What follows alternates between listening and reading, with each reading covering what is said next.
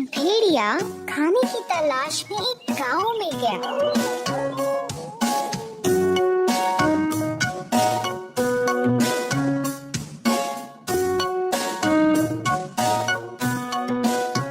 वहाँ वो एक घर के अंदर घुसा।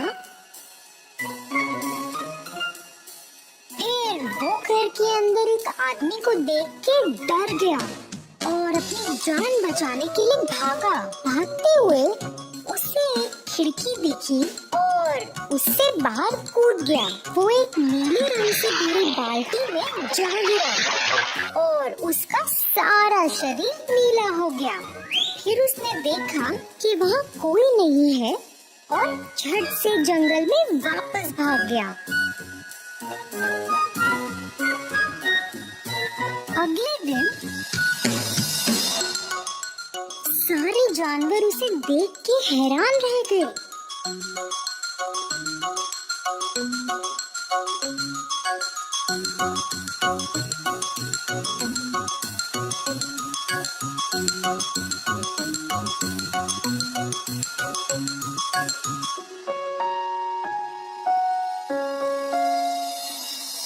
सब शेर के पास गए और उसे नीले रंग के जानवर के बारे में बताया।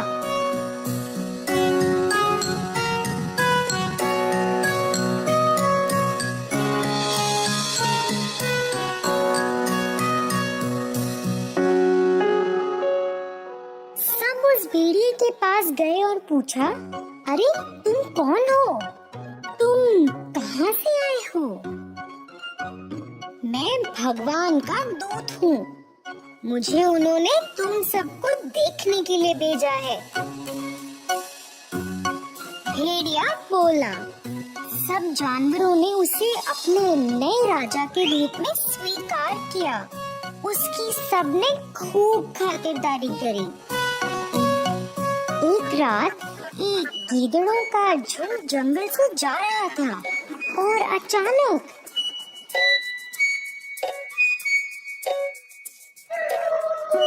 सब जोर से गरजने लगे।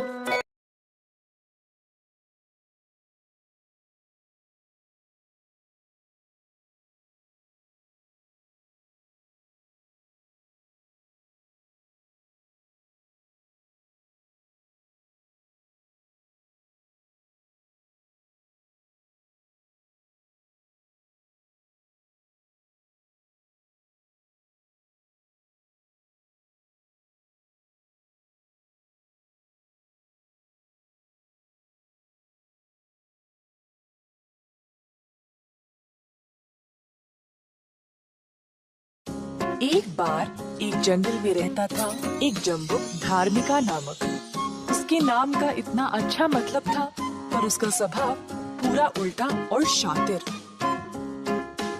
एक बार वह जंगल में घूम रहा था खाने की खोज में, जब उसको एक बिल मिला जिसमें बहुत सारे चूहे थे।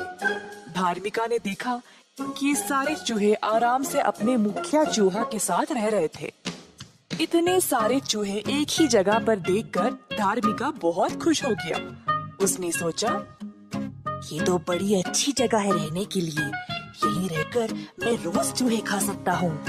खाना ढूंढने की जरूरत भी नहीं। इन चूहों को तो मैं जीवन भर तक खा सकता हूँ।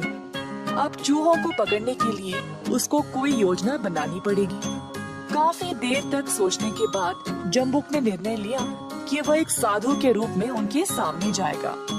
धार्मिका उनके बिल के बाहर एक पेड़ पर खड़ा हो गया, अपना मुंह खुला और आंखें सूर्य की ओर। उसी समय चूहों का मुखिया बाहर आया। धार्मिका की मुद्रा को देखकर हैरान रह गया। श्रीमान, आप यहाँ क्या कर रहे हो?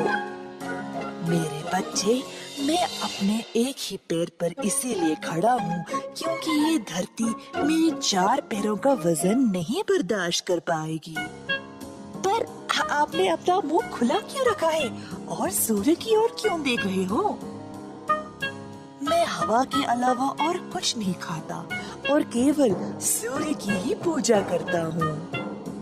जम्बू की बातों पर विश्वास करके मुखिया गया बाकी के चूहों को ये बात बताने के लिए। दोस्तों, हम बहुत भाग्यशाली हैं।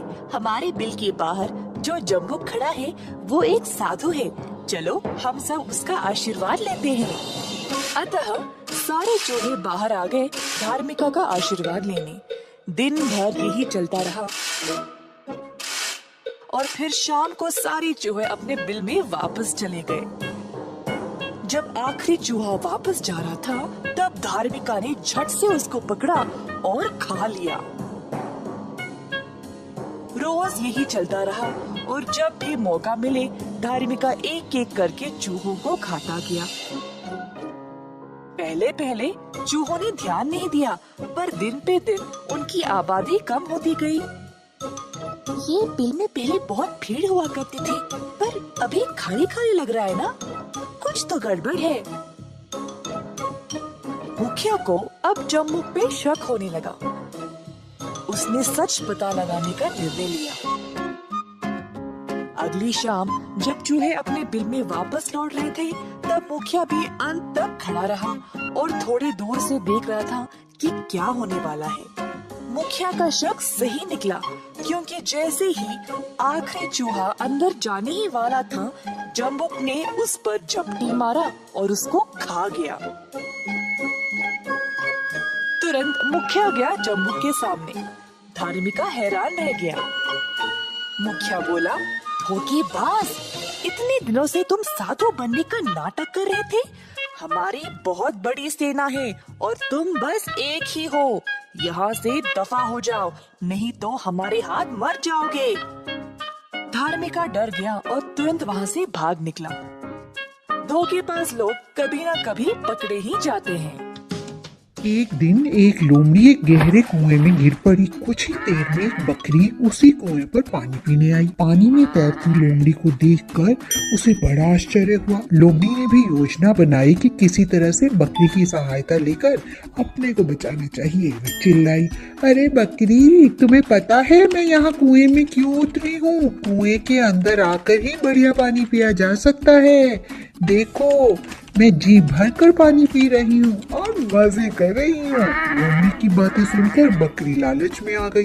वे भी कुएं में झट से कूद गई। लोमड़ी ने तुरंत बकरी को पकड़ा। थोड़ी सी मेहनत के बाद वो कुएं से बाहर निकल गई। बेचारी बकरी कुएं में डूबने लगी और सहायता के लिए चिल्लाने लगी। लोमड़ी बोली, तुम मूर्ख हो, छलांग लगाने से पहले हमेशा अच्छी तरह से देख तो लेना चाहिए। तुमने इस पर ध्यान ही नहीं दिया, इसलिए तुम्हें दंड तो मिलना ही चाहिए।